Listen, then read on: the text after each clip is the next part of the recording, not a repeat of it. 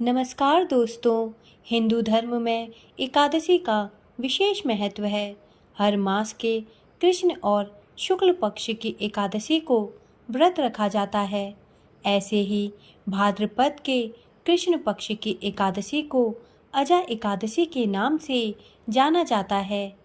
इस दिन भगवान विष्णु की विधिवत पूजा करने के साथ व्रत रखने से शुभ फलों की प्राप्ति होती है।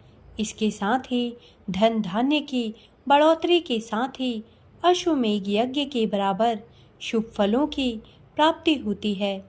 तो आइए जानते हैं कि अजा एकादशी का व्रत किस दिन रखा जाएगा, वह इस दिन पूजा का शुभ मुहूर्त क्या होगा, वह व्रत के पारण का समय क्या होगा।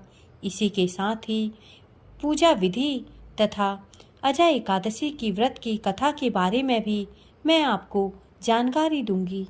दोस्तों, पंचांग के अनुसार इस साल अजा एकादशी व्रत के लिए भाद्रपद कृष्ण एकादशी तिथि 9 सितंबर दिन शनिवार को शाम 7:17 पर शुरू हो रही है और इस तिथि का समापन अगले दिन 10 सितंबर दिन रविवार को रात 9:28 पर होगा।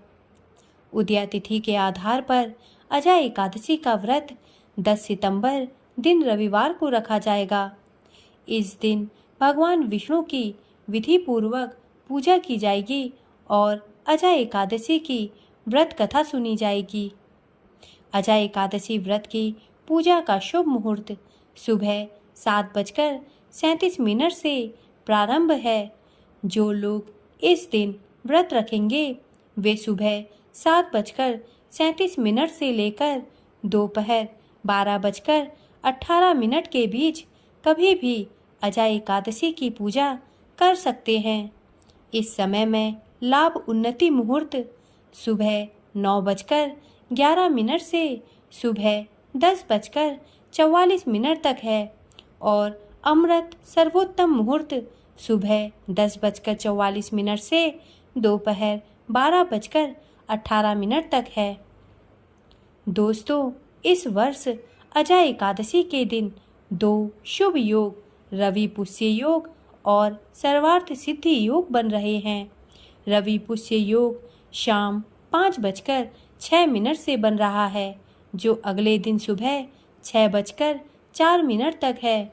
वहीं सर्वार्थ सिद्धि योग 10 सितंबर को शाम 5:06 से लेकर 11 सितंबर की सुबह 6:04 तक है। ये दोनों ही योग कार्यों के लिए शुभ माने जाते हैं। दोस्तों, अजा एकादशी व्रत का पारण 11 सितंबर दिन सोमवार को सूर्योदय के साथ होगा। इस दिन आप व्रत का पारण सुबह 6:04 से सुबह 8:33 के बीच कभी भी कर सकते हैं। इस दिन द्वादशी तिथि रात 11:52 तक है।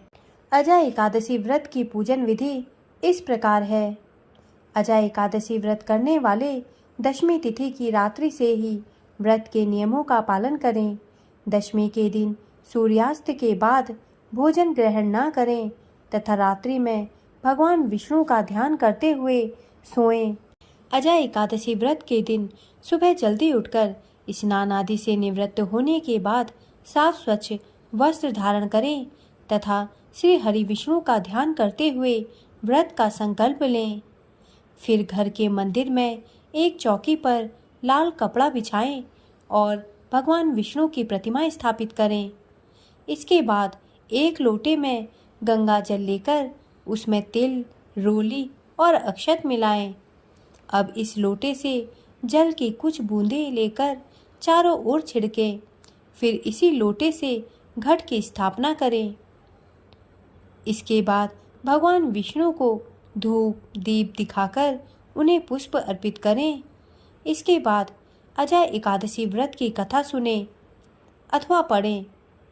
फिर शुद्ध घी का दीपक जलाकर भगवान विष्णु की आरती उतारें। इसके बाद श्री हरि विष्णु के मंत्रों का ज़्यादा से ज़्यादा जाप करें। तत्पश्चात श्री हरि विष्णु जी को तुलसी दल और तिल का भोग लगाएं। इसके बाद विष्णु सहस्त्र नाम का पाठ करें। पूरे दिन व्रत रखते हुए शाम के समय भगवान विष्णु जी की पूजा करके फलाहार करें। श्री हरि विष्णु के भजन करते हुए रात्रि में जागरण करें। फिर अगले दिन द्वादशी तिथि को योग्य ब्राह्मण को भोजन कराकर दान दक्षिणा देकर विदा करें। फिर स्वयं भी भोजन ग्रहण कर अपने व्रत का पारण करें। दोस्तों, इस दिन व्रत और पूजा के साथ साथ गरीब लोगों को गर्म कपड़े, तिल और अन्न का दान करने से कई यज्ञों का फल प्राप्त होता है।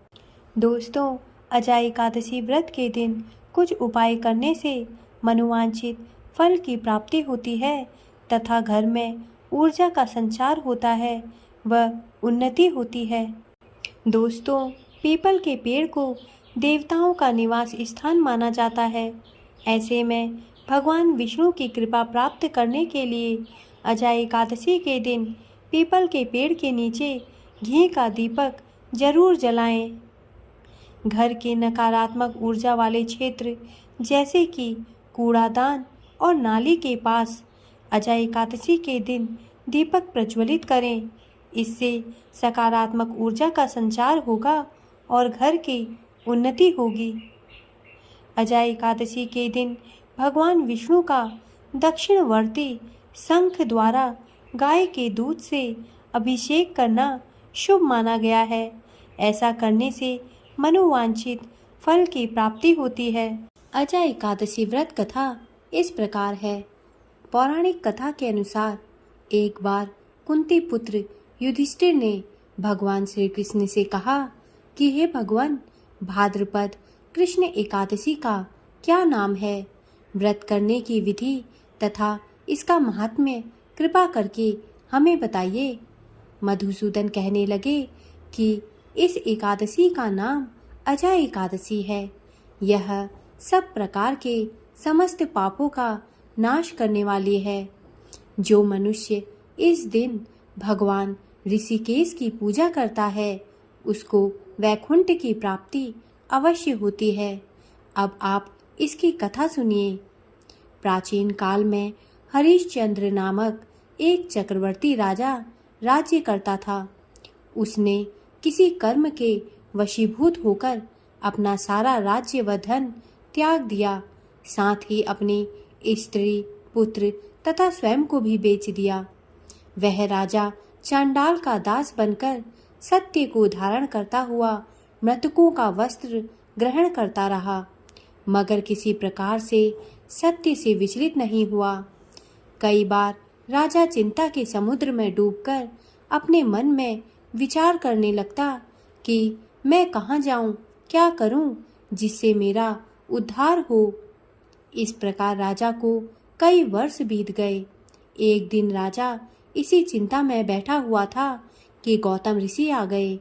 राजा ने उन्हें देखकर प्रणाम किया और अपनी सारी दुख भरी कहानी कह सुनाई। यह बात सुनकर गौतम ऋषि कहने लगे कि राजन, तुम्हारे भाग्य से आज से 7 दिन बाद भाद्रपद कृष्ण पक्ष की अजा नाम की एकादशी आएगी। तुम विधि पूर्वक उसका व्रत करो। गौतम ऋषि ने कहा कि इस व्रत के पुण्य प्रभाव से तुम्हारे समस्त पाप नष्ट हो जाएंगे। इस प्रकार राजा से कहकर गौतम ऋषि उसी समय अंतर्ध्यान हो गए। राजा ने उनके कथनानुसार एकादशी आने पर विधि पूर्वक व्रत व जागरण किया। उस व्रत के प्रभाव से राजा के समस्त पाप नष्ट हो गए। स्वर्ग से बाजे बजने लगे और पुष्पों की वर्षा होने लगी।